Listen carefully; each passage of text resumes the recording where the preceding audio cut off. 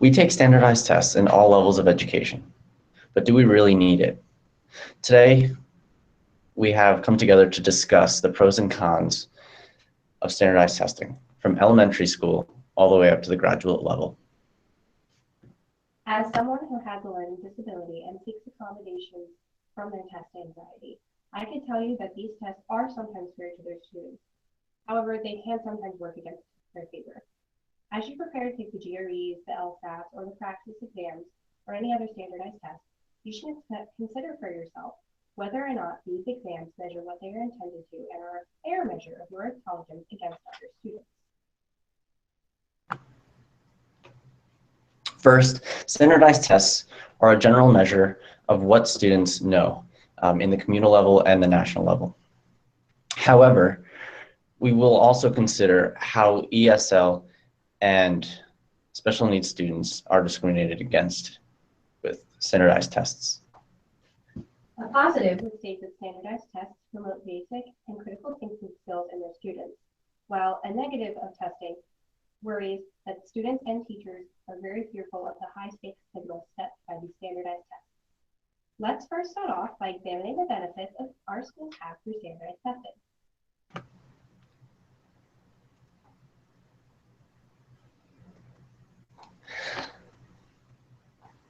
Standardized tests help schools measure how students perform compared to others who took the same exam.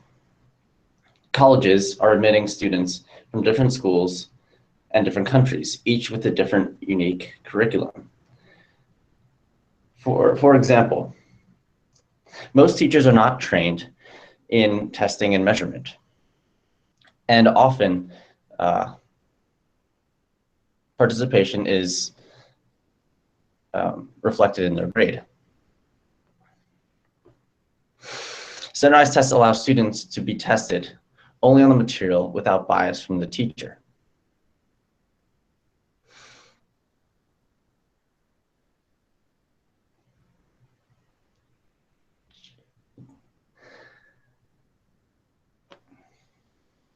Standardized tests are also essential to the government.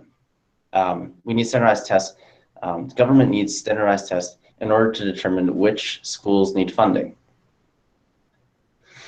According to the procon.org, without standardized tests, policymakers would have to rely on tests scored from teachers. These tests will be made by teachers who have a vested interest in their students. In particular, graded machines are therefore not subject to human subjectivity.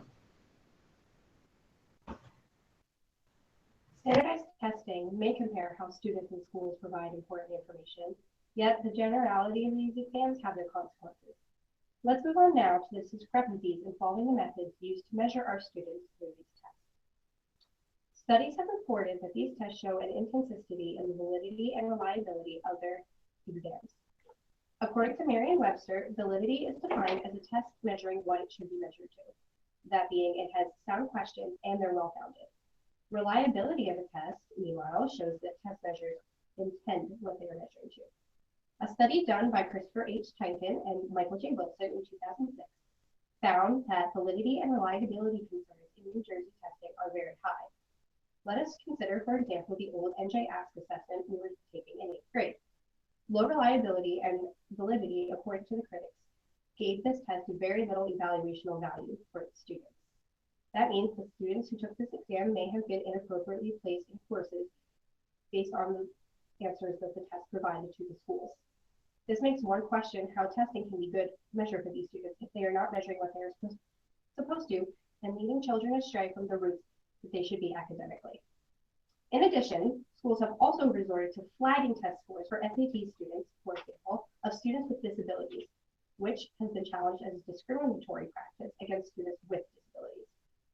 A study done by Greg Maher, Shaywitz, and Slippery in 2002 stated, "We find no evidence to suggest that the magnitude of all overall differences in predicted validity between standard and extended time in administration warrants a cautionary flag to be attached to the score of students who took the test under extended time. In essential, this flagging creates a completely unfair bias towards students with disabilities, making nothing standard about the testing environment anymore." Now, let us move on to a completely new point, the negative attribute of testing, the effect on individuals who are considered different from the so-called normal students in our education system. According to the Individuals with Disability Act, a 1997 amendment requires school programs to give their students the most access possible to the general education curriculum. However, this standardized testing is not fair to all students as they are put up against their non-disabled peers and are measured the exact same way. For example, ELL students, or English language learning students, are students who are learning the English language for the first time. They have to take the test if they have been in the United States for more than a year. However, studies have shown that it takes about 5 to 7 years to become proficient in the English language.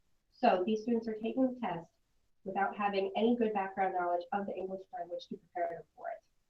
Keeping these students in this group against their normal English-speaking peers is completely unfair to the school system and ultimately to the students who receive these failing marks.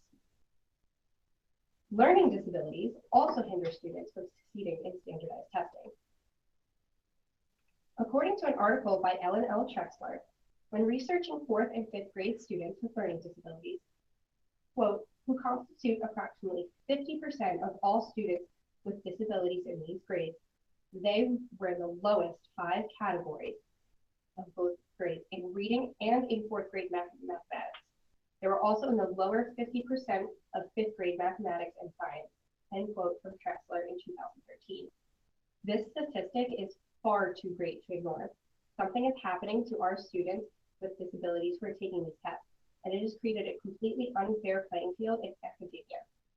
Clearly, these students are falling short of their non-disabled peers.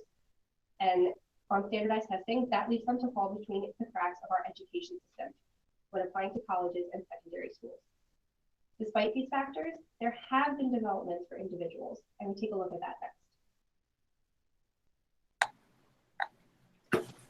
Although students with disabilities might feel hindered while taking these administered tests, measures have already been taken to accommodate these students in our classrooms. For example, in 1990, the Americans with Disabilities Act was passed, and it extends the rights of those with disabilities, both physical and mental, as well as any impairment that substantially limits major life activities.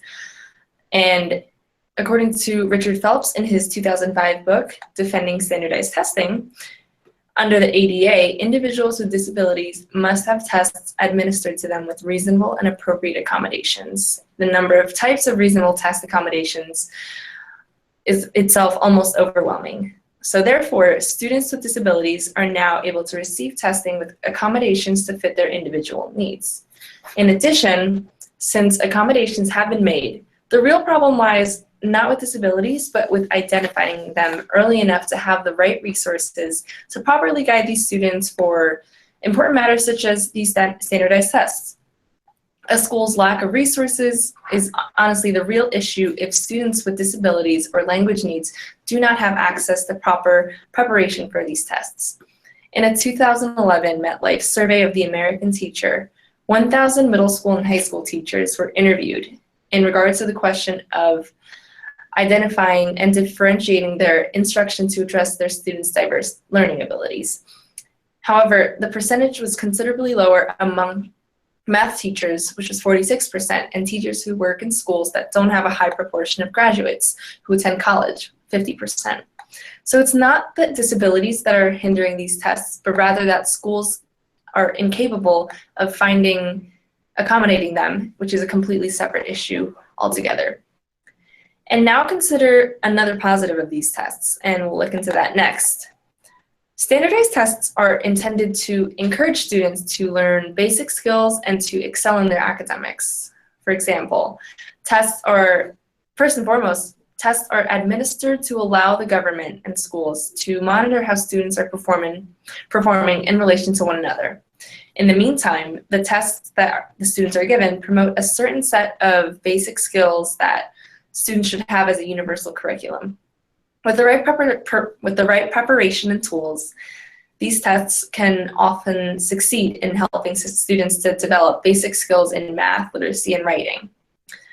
In a 2005 academic study on the consequences of high-stake testing, end quote. In principle, well-designed performance-based assessments could be aligned with sound teaching practices and would provide information about important basic and critical thinking skills that teachers would use to improve instruction.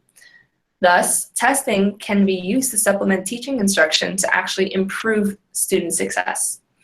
So, with the right preparation and administration, these tests can allow students to grow academically because they're equipped with a set of basic and critical thinking skills. According to the U.S. Department of Education, if students, end quote, if teachers cover subject matter required by standards and teach it well, then students will actually master the material on which they will be tested and probably much more, end quote. So teaching this way allows students to get the most from classroom learning, and they can even help them learn for their future studies.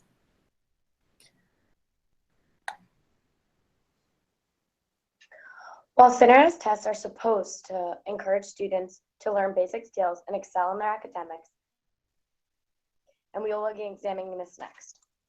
Recent studies have shown that standardized tests drive both students and teachers to many lengths in order to increase the likelihood of their students' success on these tests.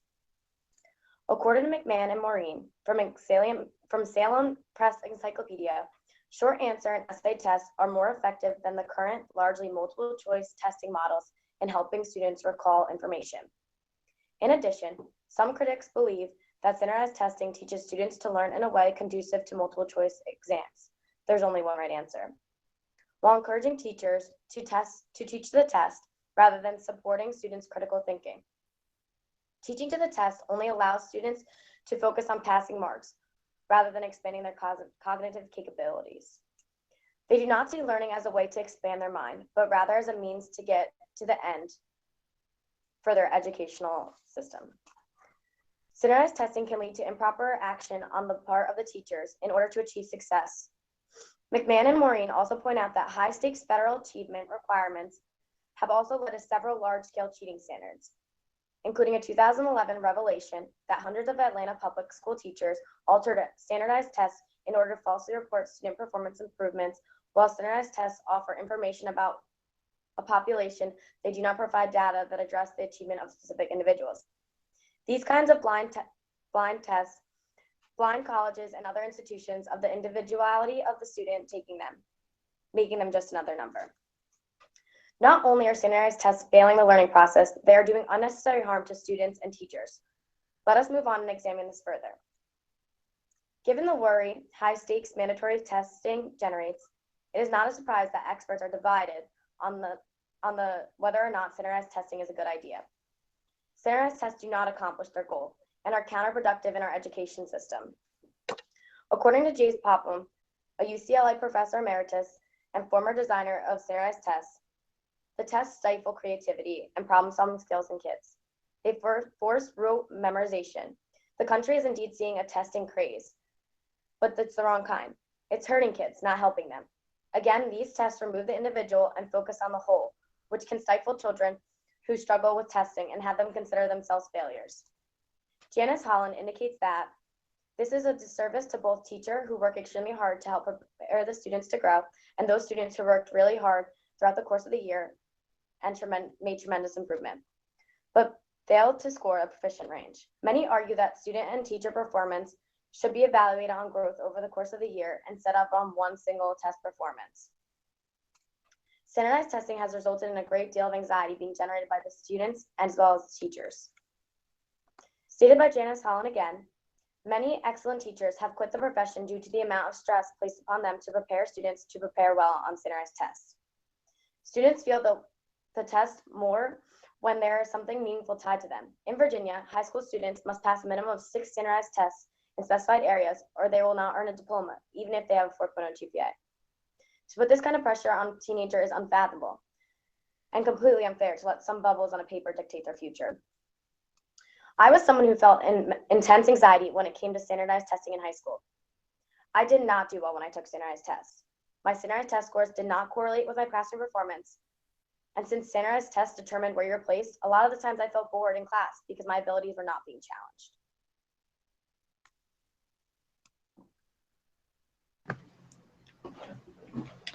Standard testing may not be as bad as Erin says. Despite the controversy on whether or not we need standardized testing, they are essential to our education system. Even though Aaron says that standardized testing inhibits creativity and problem-solving skills, I can show you that it does not. For example, most standardized testing, many standardized tests require a writing portion. This includes the SATs and the GREs. In order to score high on the writing portion, you need to show some type of creativity in your vocabulary and in the topics chosen for your essay. Standardized tests also test your problem-solving skills through the math portions. That is the whole point of the math portion. In order to solve a math problem, you need problem-solving skills. Also, many times in the math portion, they include the formulas. Therefore, you don't need to memorize anything. Even though sometimes tests exhibit anxiety, sometimes they do not. Aaron says that most teachers quit because of standardized tests, because they have less, they have more regulation on what they can teach, and they have to focus more on the testing. But according to an article in the Washington Post titled "The Top 5 Reasons Why Teachers Leave," standardized testing was not in one of those top 5. Also, when it comes to elementary school and high school, students don't have anxiety and standardized testing. Actually, most don't really care. According to a teacher's comment in the Washington Post, he says that my biggest problem with standardized tests is that doing well or not doing well doesn't mean anything to the kids. If a question requires them to think deeply, they'll just guess. It's just not important to them.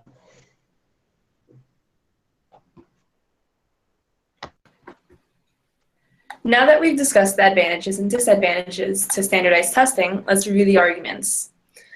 Standardized tests seem pretty practical up front. They're meant to help schools, universities, and even the government in measuring how students are performing in relation to one another. They're also efficient ways for school systems and educators to promote a standard curriculum that helps students with their basic skills and critical thinking. On the contrary, many argue that these tests do not help students at all, and that they are not fair towards students with disabilities or language barriers. And on top of that, standardized tests can even elicit stress and anxiety among students in a crucial time of personal, academic, and physical development. Standardized testing is a complicated issue. Standardized tests are like medicine prescribed by the government, whose side effects can impact the academic community in both a positive and negative way.